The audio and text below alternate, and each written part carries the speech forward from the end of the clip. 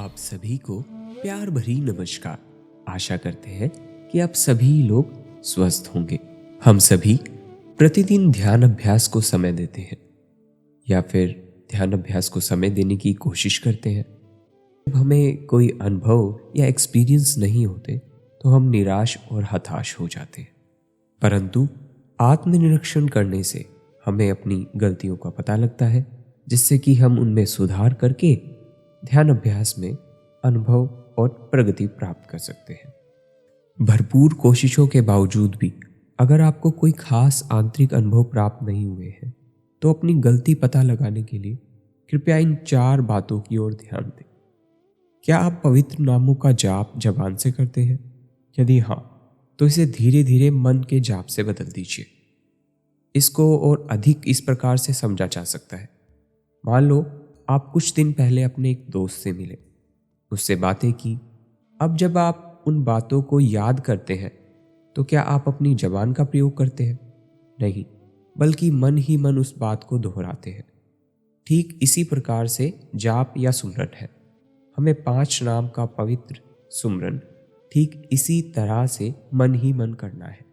जब हम भजन अभ्यास के लिए बैठेंगे तो मन ही मन 5 पवित्र नामों को दोहराएंगे जो हमने नामदान के वक्त अपने गुरु से ग्रहण किए थे, ना कि जबान से। अगर हम जबान से पवित्र 5 नाम का सिमरन कर रहे हैं तो आध्यात्मिक आंतरिक अनुभव प्राप्त करने में थोड़ी देरी हो सकती है, तो इसे जबान की बजाय मन ही मन दोहराएं। दूसरा बिंदु, क्या हम अपनी सांसों की ओर ध्यान देते हैं?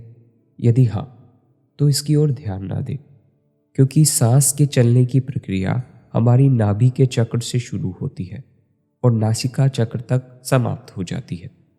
भजन अभ्यास के समय आप अपने शरीर में ही रहेंगे अगर आपने अपना ध्यान श्वासों की तरफ लगाया। जब भी हम भजन अभ्यास में बैठें तो पूरा समय अपना ध्यान दोनों भौं के बीच में शिव नेत्र पर लगाएं। एकाग्र से प्यार से देखें। नीचे शरीर में क्या चल रहा है उसकी तरफ ध्यान ना दें। शरीर में चल रही सांसों को पूर्णतः भूल जाएं। अब आप जब दिन भर काम करते हैं, पढ़ाई लिखाई, आना जाना, चलते फिरते, खाते पीते, क्या आप अपनी सांसों की ओर ध्यान देते हैं? नहीं ना। ठीक इसी प्रकार भजन अभ्यास के समय भी इनकी ओर ध्यान नहीं देना है। अब तीसरी बात जो हमारे आंतरिक अनुभवों में रुकावट पैदा करती है, क्या सिमरन के अभ्यास के समय आप शरीर में सुनपन, अकड़न महसूस करते हैं? यदि हाँ, तो हमें इसकी ओर भी ध्यान नहीं देना।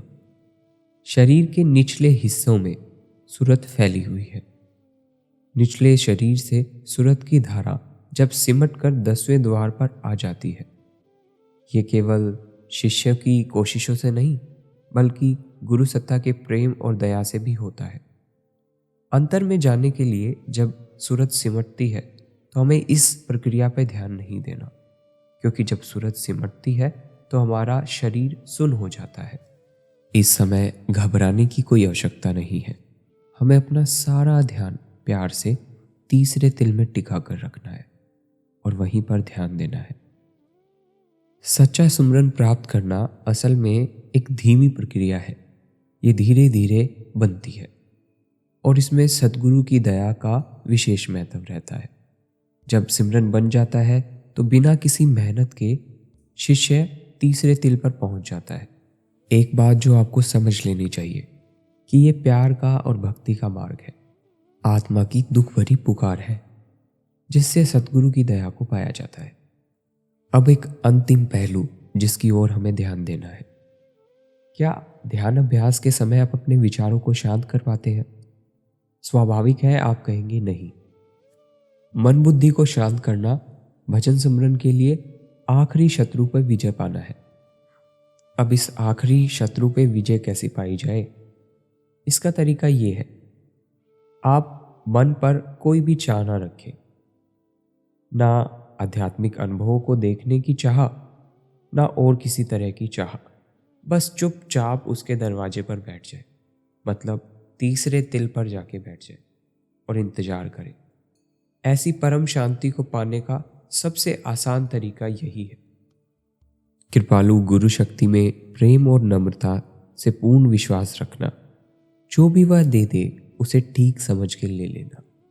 वह दयालु शक्ति सदा आपके साथ है और आपकी सच्ची कोशिशों से हर तरीके से वाकिफ है।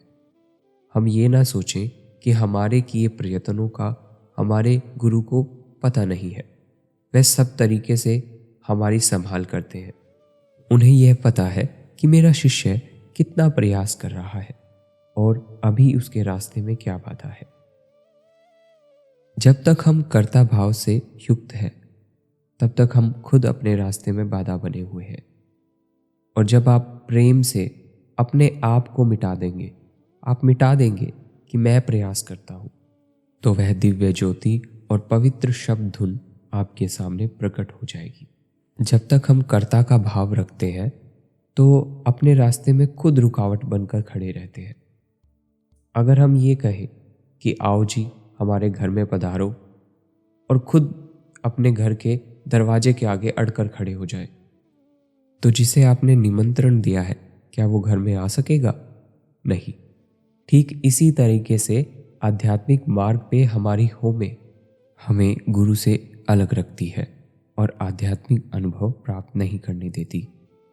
मुझे उम्मीद है कि बताए गए सुझाव की सहायता से आप अपनी गलती ढूंढ पाओगे और सतगुरु की दया से उसे मिटा भी सकोगे।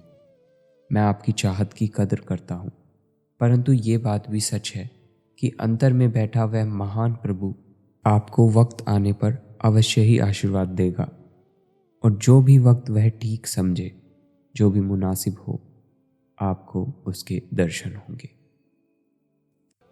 हम सुन रहे थे परम संत कृपाल सिंह जी महाराज के द्वारा दिए गए सुझाव, जो किसी समय उनके शिष्यों ने आंतरिक मंडलों और ध्यान अभ्यास में रुकावट की वजह से पूछे थे। अब फिर मिलेंगे कुछ इसी तरीके के आध्यात्मिक प्रश्नों के जवाब लेकर। तब तक के लिए गुरु आज्ञा में बने रहें और सदैव भजन अभ्यास के लिए तत्पर रहें। धन्यवाद जी। आगे भी संतों की शिक्षाओं से जुड़ने के लिए चैनल को सब्सक्राइब करें और आध्यात्मिक यात्रा में एक कदम आगे बढ़ाएं।